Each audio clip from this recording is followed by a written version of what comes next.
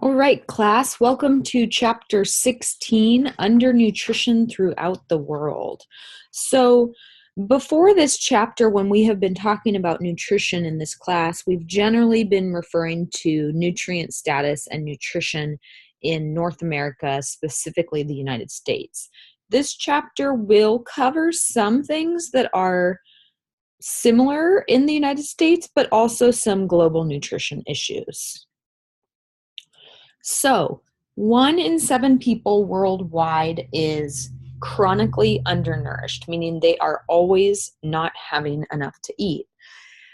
One of the kind of hard things to wrap your head around on this is that we actually produce more than enough food to feed the world populations, yet they don't get this food. So some kind of important questions to think about and wonder are, why not, and how can we fix this? The countries that are most affected by malnutrition or undernutrition are Asia, the Pacific, specifically some of the Pacific Islands, and Africa. And you will see a map coming up. Food insecurity. So food insecurity can be applied globally, or it is also a term that we use in the United States. And food insecurity is the inability to access sufficient safe food in an acceptable manner to lead to healthy and active lives. 12.4% of the population, 868 million people, are considered food insecure. And in order to have food security, which is the opposite of food insecurity, 4 things must be met. Food must be available. You must have access to food, meaning there's grocery stores nearby. You can drive there. You can walk there. There's farmers markets. Utilization. You can do something with the food once you get it. You have a kitchen, you have a stove, you have a way to cook the food, prepare the food, store the food safely. And stability of the food. Is it going to go bad very quickly? Things like that. And when people have all these 4 pillars in place, they are more likely to have food security versus food insecurity. Nutrition security is a second concept that kind of, together with food security, creates a bigger picture. So nutrition security specifically is talking about nutritious foods, sanitary conditions, and healthcare. So this is kind of a bigger picture than just looking at foods, but it's looking at what type of foods, is there healthcare, is there safe water, is there, running water, sanitation, toilets, separation of fecal matter from, drinking water, things like that. And this is not something that is present in all parts of the world, even parts of the United States. This pie graph is looking at different areas of the world and in terms of millions of people affected by food insecurity and undernutrition. So you can see we have Southern Asia, Sub-Saharan Africa, and Eastern Asia representing some of the largest components of this pie chart. Hunger. Hunger. Do you know what it really feels like to be hungry? I know many of us talk about being hungry when we haven't eaten for a few hours, when we've been too busy to eat, but real hunger, do you know what that feels like? It is something very, very different than acute hunger. I can tell you because I have felt it myself. I've been in a situation like this before. So, what is it? It's a physiological state that results when not enough is eaten to meet energy needs. So your calorie intake is lower than your calorie needs. And some of the symptoms that people can feel is uneasiness, discomfort, weakness, pain, irritability, shakiness, difficulty regulating body temperature, all sorts of other things. If people are chronically hungry, it can lead to preterm births, mental disabilities, inadequate growth, poor school performance, decreased work, and chronic disease. So it can lead to both medical and social issues. In the United States, there are many resources to help reduce hunger, and worldwide, there are many resources to help reduce hunger. However, worldwide, those resources are outnumbered by the number of people actually needing to utilize them. So they're not as effective worldwide just because the need for them is so much higher. Specific nutrients that are common as far as deficiencies go. Iron is the most prevalent nutrient deficiency worldwide. However, other nutrient deficiencies are additionally common: zinc, vitamin A, many B vitamins, and iodide. In the United States, we do fortify our salt with iodine, and so we do not see deficiencies of that very often here. We usually get enough vitamin A in the United States. However, worldwide, this is one of the leading causes of blindness. A zinc deficiency can lead to growth retardations, reduced sexual maturation, etc. Famine. So what is famine? Famine is an extreme form of chronic hunger, and periods of famine are usually characterized by loss of life, social disruption, and economic chaos. This can happen for many different reasons. However, usually it's crop failure, and usually it's crop failure due to extreme weather conditions, perhaps a drought or a freeze, or due to some sort of pathogen. For example, these are Irish potatoes that were infected with a certain pathogen that destroyed the potato crops and resulted in the Irish potato famine, in which 2 million people died. There were additional famines in China and have been all over the world. In China, a famine resulted in the death of 16 million people. Undernutrition. So in the US, about 15% of the population does live in poverty, and poverty directly relates to undernutrition. The levels for poverty are always changing year by year, and so you definitely don't have to memorize that. But just for an example, in the year 2012, which was not too long ago, about $23,492 was the poverty level for a family of four. So if a family of four made less than that, they were considered below the poverty level. The problem with this is that poverty levels are federally determined, and that means they're determined for every single state in the United States, and they are the same for every single state in the United States. They do not take into account things such as cost of living, and if you live in San Luis Obispo County, California, your cost of living is going to be extremely high, and a very large percent of that $23,000 versus if you live in a less expensive state. So some states, because of this, are hit harder than other ones, and I believe California is one of them, just due to the high cost of living. When people do not have enough money, some of the things that go are food, and this is because other things are essential, like getting gas in the car, paying the rent, paying the electricity bill, things like that. Maybe medications or doctor's visits are considered more essential. And so quantity as well as quality of food often goes down. Sometimes parents aren't eating, sometimes children are skipping meals, and this can significantly affect health for a lifetime. What do we do to help reduce this? There are many assistance programs in the United States. These are all in the United States. Some countries have similar type assistance programs, and we will be talking about most of these in more detail coming up.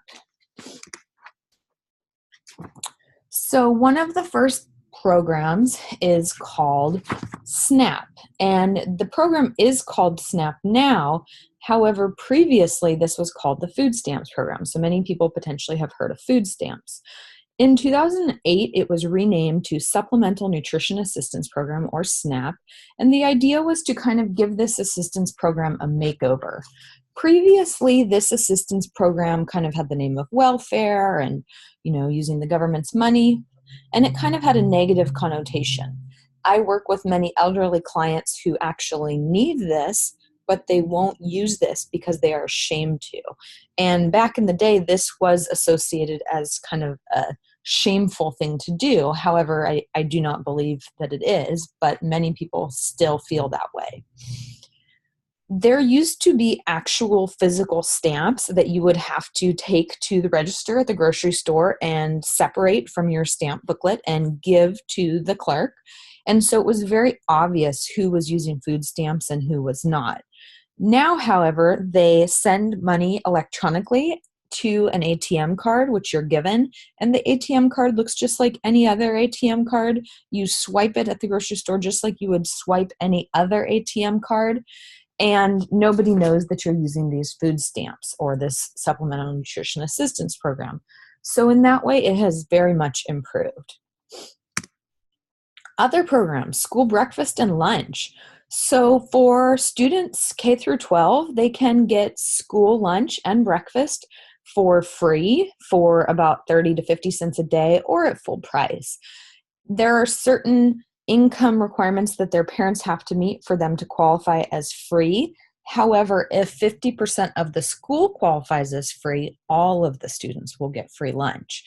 And that was a way for our government to help ensure that our future young children were getting nutrients they needed so that they could pay attention, grow well, and do well in school. Elderly nutrition services are specifically for seniors, and there are congregate and home delivered meals, meaning a senior can go to a community center and enjoy a meal with other seniors. Or if the senior is unable to get to that community center due to transportation or disability, a meal can be delivered to that senior's house. WIC stands for Women, Infants, and Children, and this is a supplemental food program to help pregnant women, women who are nursing, or women up to 5 years old, or children up to 5 years old with their nutritional needs. Food pantries are similar to food banks where people can go and receive surplus foods that have either been donated or from commodity programs in the government. And there are many, many more food programs that I did not talk about. So this is something interesting. We've been talking about poverty a little bit. Poverty, you may think if people didn't have money, they might be undernourished. And they are as far as nutrients goes.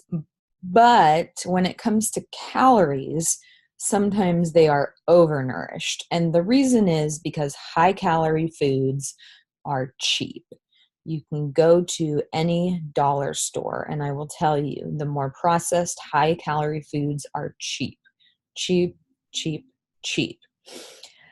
And so this is a big problem. And in fact, one of the common barriers people list as far as eating healthy is that expensive food costs too much. So if you're somebody who's on a limited budget and you have only $2, you can choose to take that $2 to a restaurant like McDonald's that has a dollar menu and probably get 1,200 to 1,500 calories worth of food. If you take that $2 to a grocery store and you try to buy the ingredients to make a salad, one, you probably can't afford them. And two, even if you somehow could with those $2, that salad is only going to have a couple hundred calories in it. So if that $2 is supposed to fuel you for the entire day, you are going to buy something cheap, fast, convenient, and high calorie. Also, many of these cheap, fast, convenient, high-calorie foods require no cooking, no storage, unlike fresh foods that require cooking, prep, storage. So, socioeconomic factors. I have mentioned poverty. Poverty is income level. An additional socioeconomic factor that contributes to undernutrition is homelessness. And I think there's a lot of reasons why poverty and homelessness are generally correlated. Not always, but generally. If you are homeless, you likely don't have a refrigerator. You likely don't have a stove. You likely don't have pots and pans. You likely don't have a microwave. You likely don't have running clean water. You likely don't have a toilet. You don't have any of those things. You cannot cook. You cannot prepare. You cannot store foods. And so what kinds of foods are you going to reach for? You are going to reach for fast, convenient, already prepared, high-calorie foods. Poverty. So we've been talking about poverty a little bit. Poverty is linked to the 7 Ds, And some of the Ds can cause poverty, and poverty can cause some of the Ds, and there may be relationships where it's kind of going back and forth. So what are these Ds? These are for interest only. I won't ask you these, but I think they're interesting. Divorce, death, disease, downsized, likely at a job, disabled, disasters, and debt. And poverty can be situational, meaning maybe there was a disaster and your house burned down and you lost your job because your work burned down. And so all of a sudden you're thrown into this situation where you have limited resources for a while.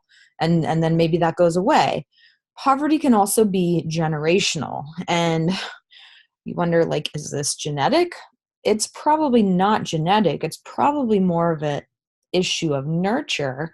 But there is some observation that families who do suffer from poverty are more likely to have children who grow up to also suffer from poverty themselves.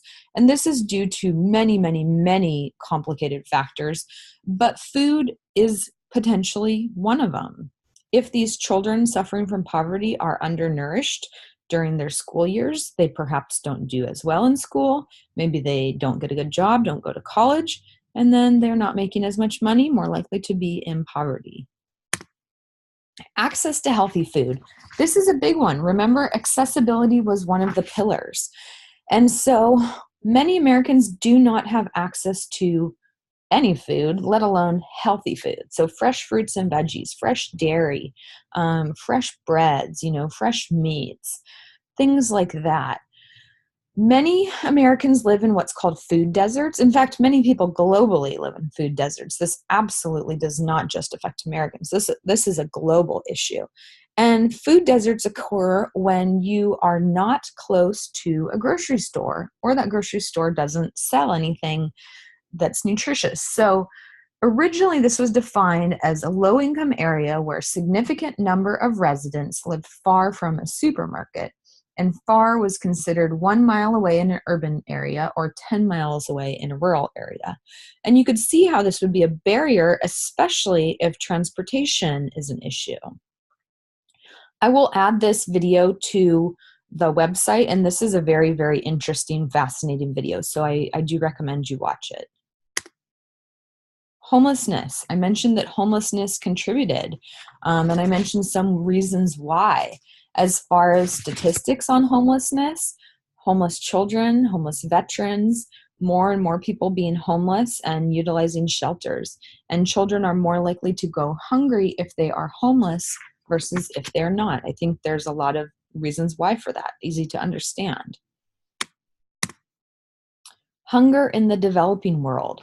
So what contributes to hunger in the developing world? HIV/AIDS, war and political unrest, extreme imbalances in food to population ratio, high external debt, poor infrastructure, potentially corruption, government issues, or rapid depletion of natural resources. Worldwide food and people. So we have 7 billion people. We currently have enough food to feed them.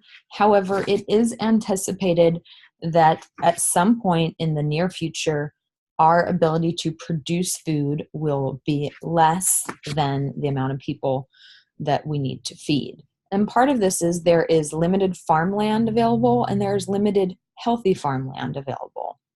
So that's something to consider.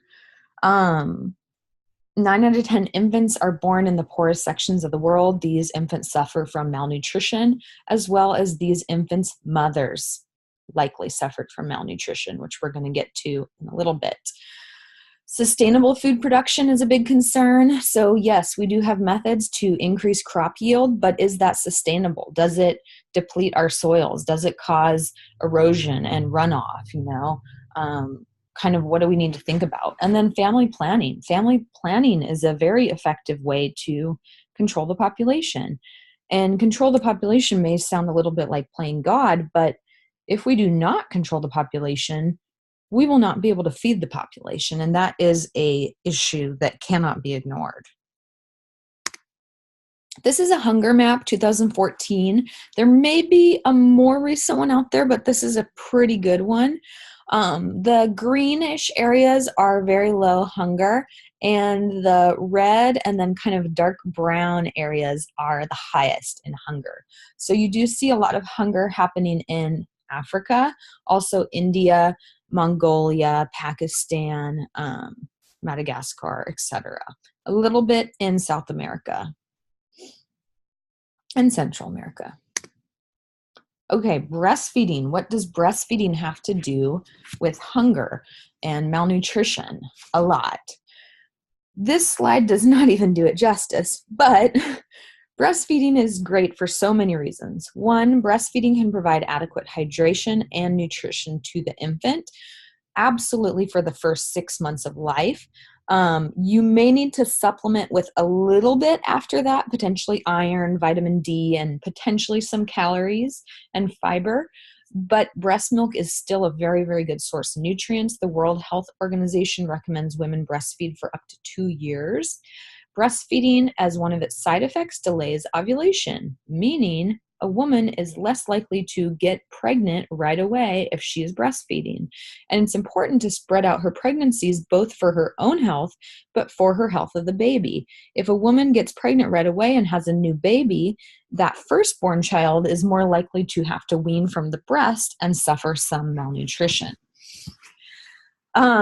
If there is HIV present, there are specific recommendations as to whether a woman should breastfeed or not.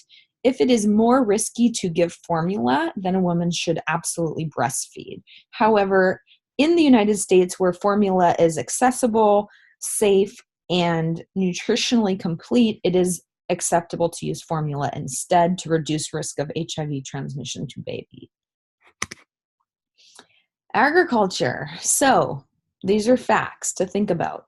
We are depleting the Earth's resources. We can improve our yields in farmland, and this can be done by sustainable agriculture and biotechnology. And right now, to be honest, I'm pretty annoyed with the whole anti-GMO movement. I do not think that GMOs are all bad. I think there is potential for some negative outcomes with GMOs, but I also recognize and respect the huge contribution that GMOs have given us as a population and a society. And because of genetic engineering, we have significantly increased crop yields. We have increased resistance to pesticides. We have increased stability as far as foods go, resistance to spoilage.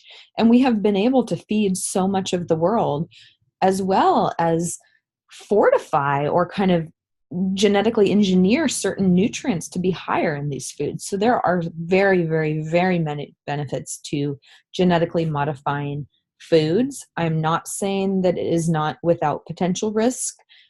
At this time, I do think the benefits outweigh the risk. Okay, sorry, I got on my soapbox for a minute. Shelter and sanitation. So, inadequate shelter and sanitation contribute to undernutrition. I think this is another obvious one. If you have inadequate shelter, how do you keep your food safe? How do you keep your food, safe from contamination or spoiling? If you don't have sanitation, where's your water coming from? You're going to be potentially exposed to bacteria that cause diarrhea. Deaths from diarrhea are one of the main causes of death, especially in children worldwide, and it's primarily due to unclean water. Additional issues with sanitation. I did just mention deaths from unclean water. With breastfeeding, if a mom has weaned baby off breast and is now giving formula, if mom does not have clean water to mix that formula with, she's literally giving baby poison, and baby could be at risk for contracting any sort of gastrointestinal disease through that water, which is going to make baby sicker. HIV and AIDS. So we do not see the proportions of HIV and AIDS in the United States as are seen in many other parts of the world, specifically Africa.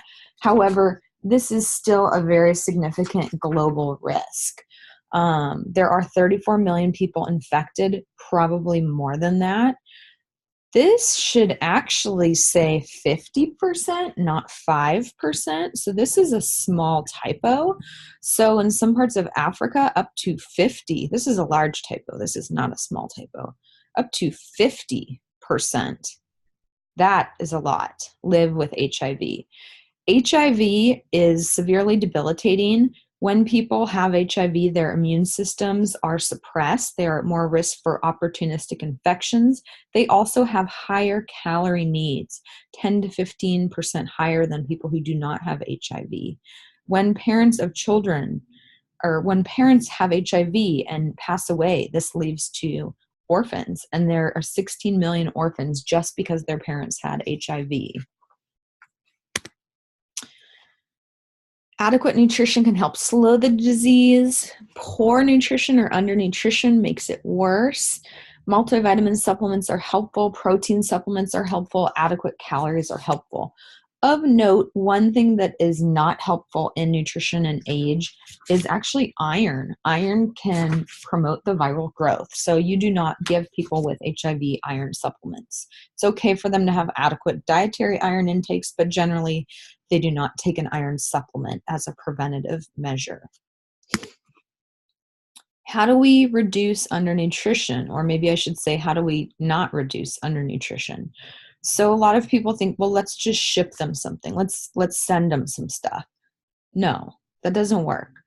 If you send somebody food, when they eat that food is gone. It's not sustainable. It doesn't promote independence. It doesn't teach them how to farm or get clean water or cook or mix certain plant proteins so that they can be complementary. And it may not even be culturally appropriate. Just because we eat peanut butter doesn't mean everyone eats peanut butter, you know? Just because we'll have whey protein powder, ISO Pure Muscle Max supplement, doesn't mean everybody wants that. So sending food is like a Band-Aid. It might help for about a day or two, or a very short amount of time, and then it falls off. Other things to consider. So what's available and sustainable locally? How can we maximize local crops and local agriculture, and maybe even diversify local crops and agriculture to increase the diversity and calorie content of the diet? Looking at women in other countries. Women cook, women gather, women take care of the men, women prepare the meals, women take care of the babies. Men may or may not work, but men are not cooking as much as they potentially do in certain developed parts of the world. So look at the women. They are the gatekeepers to nutrition. Also, focus on birth control and prenatal nutrition. Educate about food technologies, supplement indigenous foods with nutrients, so fortifying different foods, and help with water purification. There is a small object, I could say an object, it's called an ironfish, and it is a small fish. It's metal, it's made of iron. And where it's used is in countries with high prevalence of iron deficiency. One example I've seen is the Philippines. And so what people can do with this little ironfish is when they're cooking their rice or their noodles or their vegetables, they can put this ironfish, it's in the shape of a fish, that's why it's called a fish, in their pot, and some of the iron from that fish actually leaches into the food, making that food iron rich versus iron poor. So that is one intervention that they've used globally. Biotechnology. So I did get on a little soapbox about this. You can read more about it in your book, but there are absolute undeniable benefits of biotechnology. I'm not saying it's all great and happy, but I think it mostly is. And to be honest, you have probably been eating genetically modified food for a really long time and not even known it. So just do some research on your own. Yes. Other countries do require labeling of GMOs. We are not one of them. There's always a question of why don't we do it if these other countries do it? And I don't know the exact answer to that. I can guess it has a lot to do with lobbying, lawmakers, money interest groups. Some might speculate it has to do with health. I don't think so, but I don't know. Most studies have found that GMOs are safe to humans. Some studies have found that organic products are actually less safe because there is this kind of myth that if it's natural, it must be safe. But remember, in our environment, there are many, many, many natural substances that are poisons. And so I think that this isn't a topic you should make a decision on right away without doing more research. Okay, genetically modified salmon. This material, especially at the bottom, obviously came from a website that was against genetically modified salmon. So, in attempts to increase salmon size, they spliced a gene from this beautiful fish B, into the salmon, and that resulted in this very, very large, I think it's like twice as large almost, salmon. And why would we want this very large salmon? Because salmon are very expensive. Salmon are full of healthy protein. Salmon is very desirable. Salmon is full of omega-3s. And so why not make bigger salmon if we can? There is some thought that these genetically modified salmon will display some characteristics of this very beautiful nightmare-like fish and potentially be aggressive to other fish. However, I don't personally know enough about it to say that that is true or not. I want to give you a good example of genetically modifying before that picture of the salmon gets stuck in your head and scars you for life. I mentioned that vitamin A deficiency is the leading cause of blindness globally. And one thing that they have done to reduce this is they've actually cloned, or I don't know if cloned is the right term, but they have genetically modified a rice strain to include genes from a yellow flower. There's a yellow flower. I believe it was a daffodil, but I can't remember. But they've modified the rice plant to include genes from this yellow flower, and the yellow flower happens to be very, very rich in vitamin A. And so when they did that, what happened was the rice itself turned this yellow color, and they called it golden rice. And because of that gene insertion that was a genetic engineering, this rice is now rich in vitamin A, and because rice is such a staple globally, this rice can be consumed and reduce vitamin A deficiency anywhere that it's grown. So that to me is a very good example of GMO.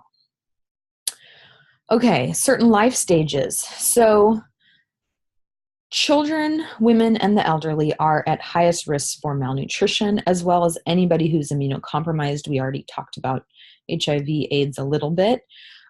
If a woman is malnourished during pregnancy, not only is that woman more likely to die, but the baby is more likely to die. And if the baby survives, that baby may have long-term health effects that make their health poorer and impact their own longevity. So yeah, this can result in preterm birth, decreased lung function, decreased immune function, low weight, cognitive development, stunting, just so many things. Malnutrition in early childhood, so the birth to second birthday, this is a time of rapid growth both of the body as well as the brain. And the brain depends on many, many nutrients, adequate nutrients in all the categories. Stunting can occur if baby or child is not getting enough nutrients. And stunting can refer to actual growth stunting, meaning the child does not reach maximum height, but it can also lead to cognitive disabilities, concentration issues, decreased production, fatigue, and many other risk factors.